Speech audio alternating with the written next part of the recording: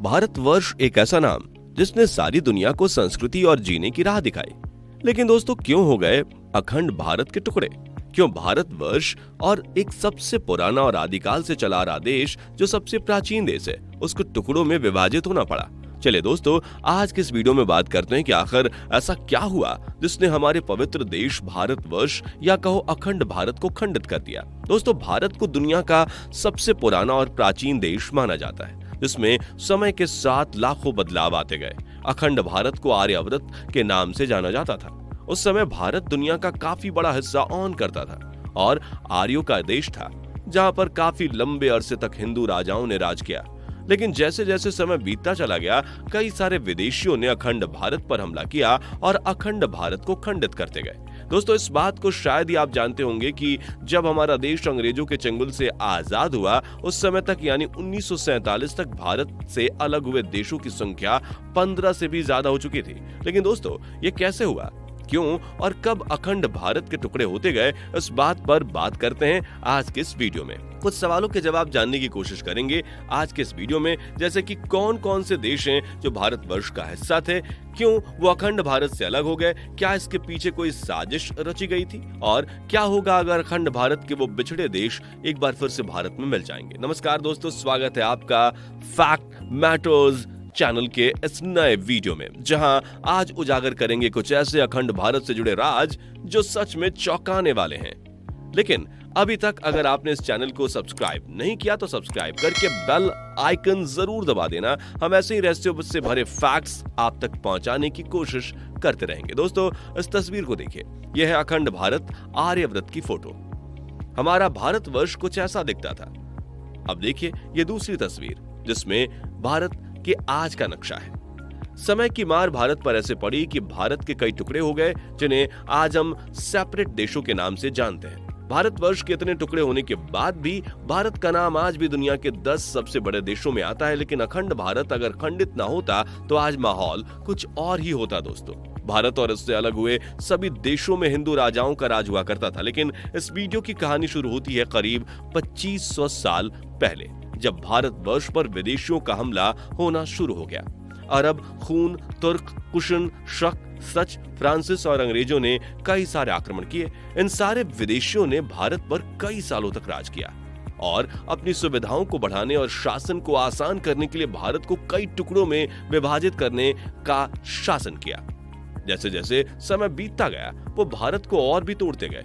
दोस्तों, अब इस बात को ऐसे समझिए, जो देश आज हमारे भारत के पड़ोसी हैं, वो कभी भारत का हिस्सा थे और उसी बड़े देश को हम अखंड भारत के नाम से जानते हैं। भारत से 20 से भी ज्यादा देश अलग हुए हैं। उनमें से 15 अपने बल पर आज इंडिपेंडेंटली काम कर रहे हैं। उन 15 देशों में कई सारे भारत से अच्छा रिश्ता नाता रखते हैं, तो कई ऐसे देश भी हैं जैसे कि पाकिस्तान, जिनसे अच्छे रिश्ते की उम्मीद भी नहीं की जा सकती। चलिए समझते हैं कौन सा देश कब भारत से अलग हुआ। नंबर 1, अफगानिस्तान। दोस्तों, अफगानिस्तान कंधार और कंबोज के हिस्सों को मिलाकर बना था। अफगानिस्तान में पहले हिंदू शासन ही था और फिर यहाँ पर बौद्ध धर्म के प्रचार की वजह से अफगानिस्तान के राजाओं को भी बुद्धिस्ट बनते देखा गया था। आपको पता ही होगा कि महाभारत के शकुनी और गांधारी भी इसी स्थान से बिलोंग करते थे। लेकिन समय के साथ इस प्रदेश पर सिकंदर का आक्रमण हुआ और फिर आगे चलकर 7वीं सदी में अरबी मुसलमानों और तुर्कों ने भी वहां आक्रमण किया। फिर अंग्रेजी हुकूमत में अफगानिस्तान अंग्रेजों के अधीन था और 1947 में भारत के साथ ही अफगानिस्तान को भी अंग्रेजों ने आजाद किया और ये स्वतंत्र देश बन गया। Number 2, Iran. जी हाँ, आपने बिल्कुल सही सुना। भारतवर्ष का अखंड भारत ईरान तक फैला था और ईरान भारत का ही एक हिस्सा था। ईरान का पौराणिक नाम आर्यन था और भारत के आर्य वहां बसते थे। लेकिन समय चक्र को कुछ और ही मंजूर था। दोस्तों, 7वीं सदी में ईरान के पड़ोसी देशों के अरबों ने ईरान पर हमला किया और अपने कब्जे में ले लिया। फिर वहां बस रहे आर्यों को भी इस्लाम में कन्वर्ट कर दिया और आज ईरान एक मुस्लिम कंट्री है। नंबर 3, तिब्बत। दोस्तों, तिब्बत भी भारत का हिस्सा रह चुका है और ये बात तो आपने सुनी भी होगी। तिब्बत को उस समय हिंदू संस्कृति और धर्म का केंद्र कहा जाता था, जहां हिंदू राजा राज करते थे। धीरे धीरे तिब्बत भी बौद्ध धर्म का केंद्र बन गया था। ब्रिटिश इंडिया और चीन के बीच हुए एक समझौते में तिब्बत को 2 टुकड़ों में तोड़ दिया गया। इंडियन बॉर्डर पर सटा तिब्बत का दक्षिणी हिस्सा लामा को दे दिया गया, लेकिन वो भी नेहरू जी ने 1954 को चीन को दे दिया। करंट की बात करें तो तिब्बत पर चीन का ही शासन चल रहा है।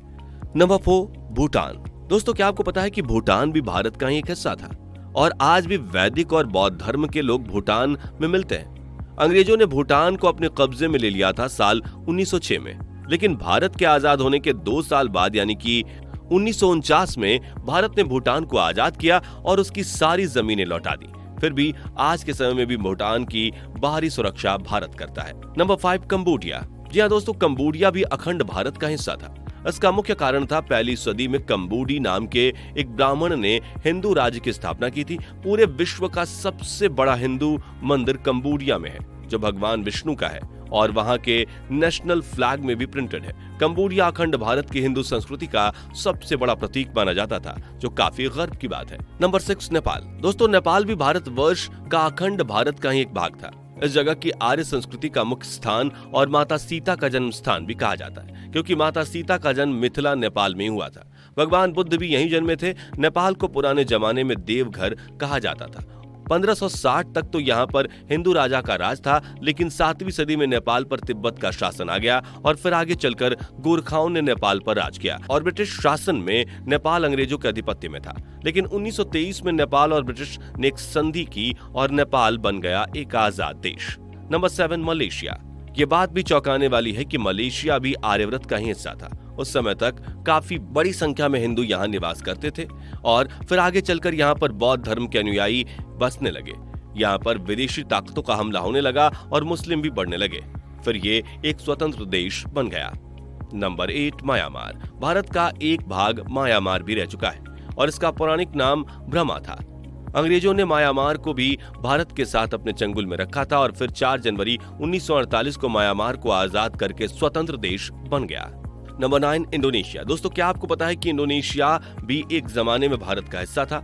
यहाँ भी हिंदू शाही राजा थे और बड़ी संख्या में हिंदू बसते थे, लेकिन फिर मुस्लिम आक्रमणकारियों की वजह से यहाँ पर मुस्लिमों को बढ़ावा दिया गया और आज के समय में इंडोनेशिया दुनिया का सबसे ज्यादा मुस्लिम आबादी वाला देश है। फिर भी यहाँ पर एक राम मंदिर मौजूद है जहाँ मुस्लिम पूजा करते हैं। क्या ये फैक्ट्स आपको पता था? Number 10, Philippines. फिलीपींस को आप पूर्वी एशियन देश के नाम से भी जानते हैं, जो कि एक छोटा सा देश है, लेकिन ये भी एक आर्यावर्ती देश था। यहाँ पर भी काफी बड़ी मात्रा में हिंदू आज भी बसते हैं। यह देश भी एक मुस्लिम देश है, लेकिन कई सारे धर्मों के लोग यहाँ बसते हैं। 4 जुलाई 1946 को फिलीपींस एक अलग देश बन गया और आगे चलकर सितंबर 1963 में ये अंग्रेजों से भी आजाद हो गया। नंबर 11, पाकिस्तान। दोस्तों, भारत से बिछड़े चमन की बात हो रही है और लिस्ट में पाकिस्तान का नाम ना आए, वो भला कैसे हो सकता है? अंग्रेजों ने भारत को 2 हिस्सों में बांट दिया, भारत और पाकिस्तान। पाकिस्तान भारत से 1947 में अलग होकर बिछड़ गया और आज भी अपने पैरों पर खड़े होने की कोशिश कर रहा है। बेचारे पाकिस्तान के लिए एक लाइक तो बनता है। नंबर 12, श्रीलंका। जी हाँ दोस्तों, रावण की लंका भी भारत का हिस्सा थी और अंग्रेजी शासन में भारत के साथ साथ यहाँ भी अंग्रेजों का राज था और 4 फरवरी 1948 को श्रीलंका एक अलग देश घोषित हो जाता है। 13, बांग्लादेश। दोस्तों, आजादी से पहले बांग्लादेश भारत का ही भाग था और आजादी के बाद ये पूर्वी पाकिस्तान बन गया, लेकिन 1971 में ये पाकिस्तान से अलग होकर एक स्वतंत्र देश बन गया। Number 14, Vietnam. दोस्तों, वियतनाम का आर्यावर्ती नाम चंपा था और ये भी भारत का हिस्सा था। यहाँ भी बौद्ध धर्म का प्रचार हुआ और वहाँ के लोगों ने इसे अपनाया। 1945 को ये फ्रांस के चंगुल से आजाद होकर स्वतंत्र देश बन गया। Number 15, Thailand. जी हाँ दोस्तों, थाईलैंड भी भारत का ही एक हिस्सा था जो भारत से अलग हो गया। थाईलैंड का पौराणिक नाम श्याम देश था। श्याम देश में भी बड़ी मात्रा में हिंदू रहा करते थे, लेकिन फिर बौद्ध धर्म के लोग यहाँ बसने लगे और फिर यहाँ हिंदू कम होने लगे और ये एक अलग देश बन गया। तो दोस्तों, ये थे वो देश जो भारत से बिछड़ गए और अलग पड़ गए। वीडियो अगर पसंद आई हो तो लाइक और चैनल को सब्सक्राइब जरूर कर दें। धन्यवाद।